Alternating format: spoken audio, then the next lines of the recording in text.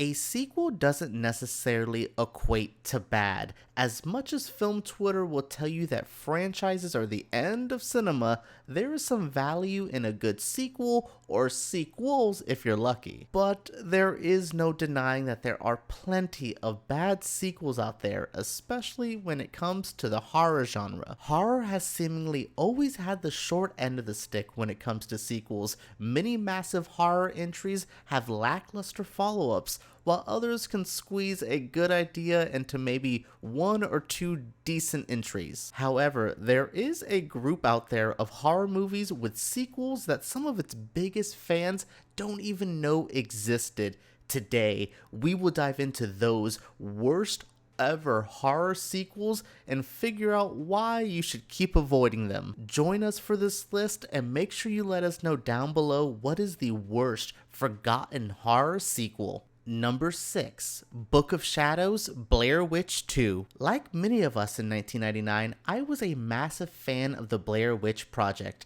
It kickstarted the found footage trend while also offering up some real good scares. So a sequel to this film isn't shocking, but what shocks us the most is how quickly things flew off the rails. 2000's Book of Shadows Blair Witch 2 is a complete misfire, though it seems like this is another example of a film getting lost in post-production. Still, the quick format change from found footage to a traditional filmmaking style was your first big mistake. Book of Shadows follows a group of outsiders and townies going on a tour through the locations of the first Blair Witch Project. Things get wild, and the movie itself gets wild. The aesthetic minimalism that made the first entry so charming is replaced with outlandish filmmaking styles and some of the most horrid early 2000s acting. The Blair Witch would get a worthy sequel in 2016, which is another forgotten horror sequel, but there is a reason Book of Shadows should be lost in the woods forever. Number 5. Darko. Donnie Darko is a 2000s cult film that introduced a whole generation to Jake Gyllenhaal.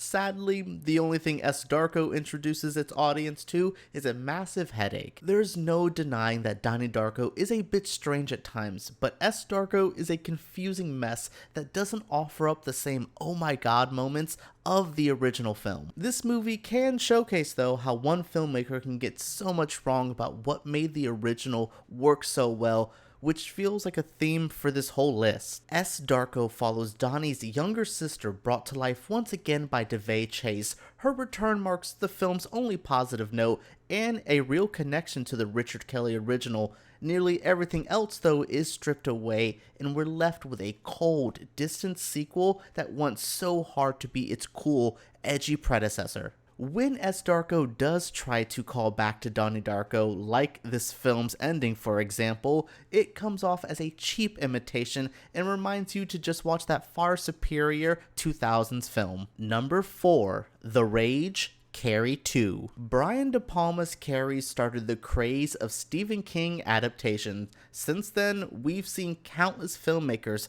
attempt the work of King. But how many of them tried to make a sequel based on nothing but some hopes and dreams? They tried it at least once with The Rage, Carrie 2. I did enjoy this movie growing up, but watching it back just shows how dated this all feels. The sequel has that 90s riot girl feminist vibe that complements the Carrie story very well, and our lead Emily Bergel is doing a great job in the lead role. This just feels like more of a bad product of its time rather than an actual bad movie. That's not to say it's without its faults, but I can see that they're trying a bit here. While no entry on this list is worth watching, the final bloodbath in this one is a deliciously twisted ride that's at least worth a watch on YouTube.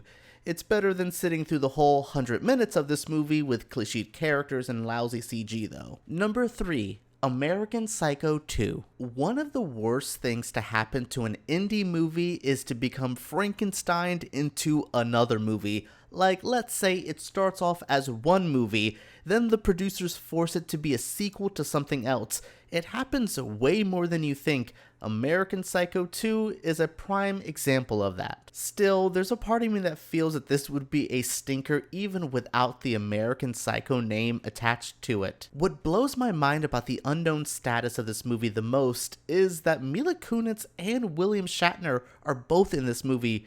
Still, neither one of those could make this worth a watch. Kunis stars as a college-aged girl obsessed with murder, leading her down a dark, twisted path like Patrick Bateman. While the core of the story could work in some way, this film's paper-thin plot can only get you so far. What's removed from this is the tremendous social commentary in the original cult classic, and what we're left with is a below-average slasher with little to offer than its clickbait title. Number 2, Shock Treatment. Cult film fans all know the Rocky Horror Picture Show. It's a staple in the world of midnight movies and a beloved rock opera that so many cherish. The same can't be said for its sequel, the 1981 film Shock Treatment. Yes, the Rocky Horror Picture Show has a sequel, and it's nowhere near as unique as the original. It also strips back some of the 1950s horror inspiration and replaces it with a bad soap opera story. Don't even get me started on the lack of Tim Curry in this movie,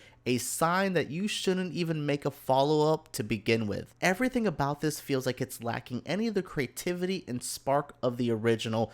Even with the same director helming this entry, you can't get near that insane glory. Sometimes a film is so powerful that you can't craft anything near it, and it seems like Rocky Horror is just one of those. Still, if you like the rocking songs of the first film, this has some decent tunes here and there. Number 1, The Thing 2011. Remaking or crafting a prequel to something as perfect as The Thing is a daunting task. Some may say it's even impossible, which is a fair argument after watching this 2011 film. You may ask yourself, how was this overlooked during its release? But 2011 is the early days of the modern superhero craze and was released a week before the fan favorite Paranormal Activity franchise had a new installment. Also, this movie only made about $30 million at the global box office, so it seems like no one even saw it at all. What I do appreciate about this film is it seemingly respects the original movie, while all the other movies featured here feels like slaps in the face to what came before.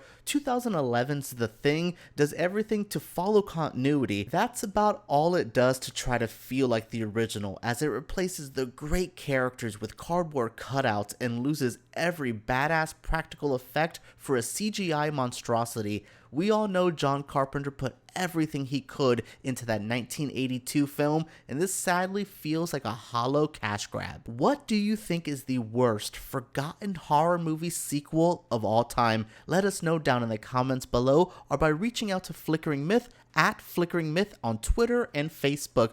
Also, make sure you guys subscribe to our channel because we make videos like this every single week. Let us know what you think down below, give us a thumbs up, and let's talk about bad horror movie sequels.